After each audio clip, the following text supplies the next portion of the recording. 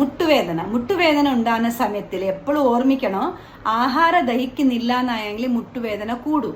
അങ്ങനെ ഉണ്ടാകുന്ന സമയത്തിൽ ഇപ്പം ചക്ക കഴിച്ചു, ഗ്യാസിൻ്റെ പൊട്ടാറ്റോ ഇങ്ങനത്തെ ആഹാരം കഴിച്ചു, ദഹിച്ചിട്ടില്ല, ഒരു നല്ല കല്യാണത്തിന് പോയിട്ടുണ്ടായ നല്ലോണം ഹെവി ഫുഡ് കഴിച്ചു, അങ്ങനെ ഉണ്ടാകുന്ന സമയത്തിൽ അടുത്ത ദിവസം മുട്ടുവേദന കൂടാനുണ്ടായ ചാൻസേ അധികം. കാരണം ആഹാരം ദഹിക്കാതെ ഇരിക്കുമ്പോൾ മുട്ടുവേദന എപ്പോഴും അധികം ഉണ്ടാവും. എത്ര നമുക്ക് കോൺസ്റ്റിപ്പേഷൻ ഉണ്ടാവില്ല, പുറത്തെല്ലാം കറക്റ്റ് പോകും, അപ്പം മുട്ടുവേദന കുറച്ച് താനേ കുറയും.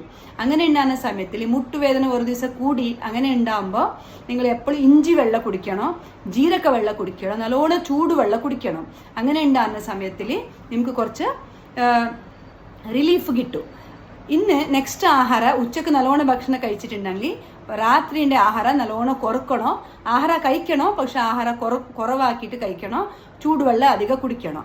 ഇന്ന് പൊയ്യ ഉണ്ടെങ്കിൽ നമ്മൾ സാൻഡ് ഉണ്ടല്ലേ, ബീച്ചിൽ കിട്ടുന്ന റേത്ത് എന്ന് പറയുന്ന പൊയ്യ, അത് ഉണ്ടാകുന്ന സമയം അത് കൊണ്ടുവന്നിട്ട് ഒരു തുണിയിൽ കട്ടിട്ട് ചൂടാക്കിയിട്ട് ഈ കിണി എന്ന് പറയുന്നത് ചൂടായിട്ട് പൊയ്യ ചൂടാക്കാൻ വെക്കണം. മുട്ട് ചൂടാക്കിയിട്ട് മുട്ടലി വെക്കണം. അപ്പോഴത്തേക്ക് കുറച്ച് നമുക്ക് ചൂട് കിട്ടുമ്പോൾ മുട്ടലി കുറച്ച് സമാധാനം ഉണ്ടാവും.